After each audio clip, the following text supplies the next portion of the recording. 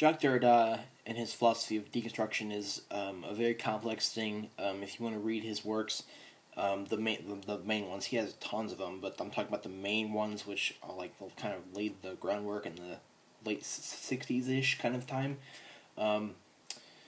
There's Speech and Phenomena, where he criticizes Husserl's philosophy. There's Of Grammatology, then there's Writing Difference, and there's Dissemination, which has Plato's Pharmacy in it, which is a great work, I think. I've been doing some videos which is basically talking about Derrida's various concepts of his deconstructionist theory, and have quite a few, and I have a playlist if you want more thought, more discussion on this. I do have that.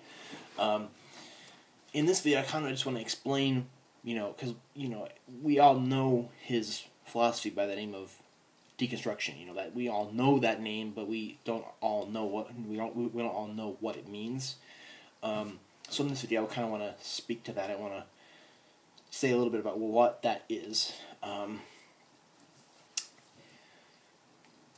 Derrida refers to deconstruction as not really a method or not a concept, but his concepts like difference, trace, pharmacon, and those kind of define it also. So those concepts are good to know also. Most of philosophy goes like this. This guy over here thinks this, and this guy over here thinks the entire opposite, and they fight it. They argue about it back and forth. There's people write books and articles. In all of philosophy, still to this day. Arguing back and forth. Or I shouldn't say arguing. I should say I actually should say arguing. That's basically what they're doing. Each philosopher centers his philosophy on one certain idea or concept, and they argue that, and they try to make their case for that as to why that's true, and why that has to do with meaning and like all this. That's a very, very vague. Talking about that. Also, philosophers say that existence is in this way or that way, and I'm talking about these things because Derrida says that philosophers commit logocentrism, which is having a centered philosophy, which is believing one certain theory or concept indefinitely more than any other opposite. Like holding dualism to be the only possible option that you think is true, that you think that you think is real and true and such, and that's the true reality and the true meaning or true reality of the way things are. That's dualism for you. That's centering your philosophy or your theory on one certain opinion. And Derrida, in his philosophy of deconstruction, wants to decenter philosophy and kind of deconstruct binary conceptual opposites and have this, maintaining aporia in all philosophy, or this maintaining puzzlement, which we marginalize things, but I say marginalize because if I deconstruct dualism, then I have monism, and then I deconstruct deconstruct monism, and then I get dualism, and that's the marginalization, because we deconstruct one thing to find the trace, and then we kind of it's more of a reversal. And to put it metaphorically, we turn concepts inside out to reveal the opposite and how they're connected via trace. Trace is a concept by Derrida, which means like given a sign or concept, the trace is what that sign or concept is not. So we have dualism, or let's say dualism, we have the concept of dualism. The trace of dualism is monism, because monism is not dualism. Just like we have presence and absence, how they are, connected. Because in Jean-Paul Sartre's book, Being and Nothingness, he waits for his friend Pierre in the cafe. He doesn't show up, and there's this empty seat there. There's the absence of Pierre, and that kind of shows how absence is related to presence.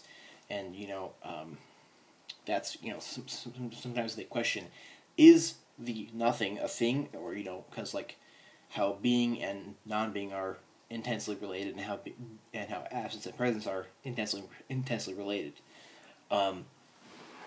So that's pretty much those concepts. But deconstruction is mainly also by Deference. He has an essay, Derrida does, called Deference, which published by Northwestern University Press in Speech and Phenomena. They add the essay Deference in there, and in that essay he says that Deference is a non-word and non-concept. And he didn't want to put a meaning on Deference for a good reason, because he wants to have this kind of he wants to have this kind of philosophy where there's no real meaning, or no real truth, or no reality, no real ontology, or anything, which means that he argues against Plato's forms, or Hegel's absolute, anything that says presence to be in a certain way, or existence to be in a certain way. So Deference, we have difference and deferral. Deference is written like this.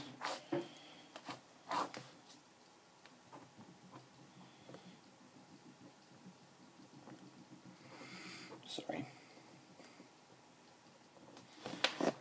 And here he adds this A. That A in the French pronunciation, these two are pronounced the same. He did that on purpose. It's in French is written just like difference in our language, but both ways it's written, it's pronounced the same. So in Deference we have difference and we have deferral, and we in deconstructive philosophies we want concepts to differ from we want concepts to differ from themselves. We want concepts to differ from themselves. In that how absence is related to presence, and that's kind of how being is, or how presence is absence, and absence is presence, because of how they're related like that. It's and deferral, because we delay to infinity, establishing a real meaning.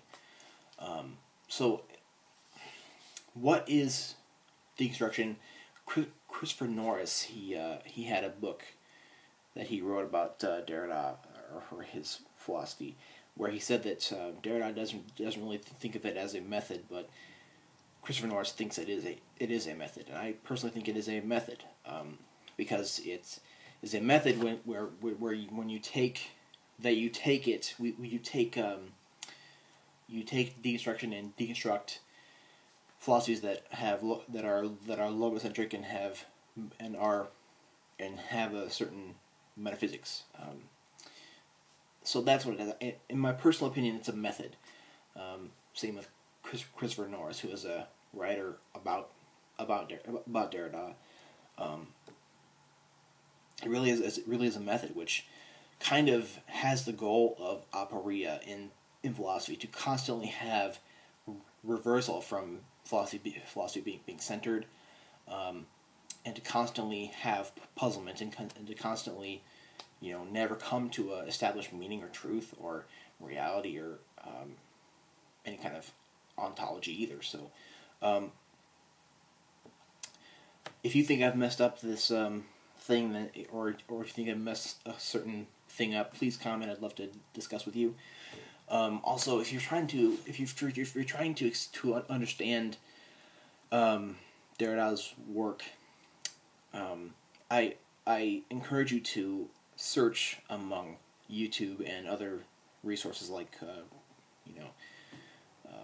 the Stanford Encyclopedia of Philosophy as well, because I might not have been able to explain it to you because we all have different brains, and what I'm saying might not make things click for you. So go watch other videos, read other things, and one of those things just might click for you. Sorry about my sorry about my stuttering. I really apologize for that because I've done a few videos just now, and at first it wasn't bad, but now it's kind of, I should probably just, I don't know. Thank you.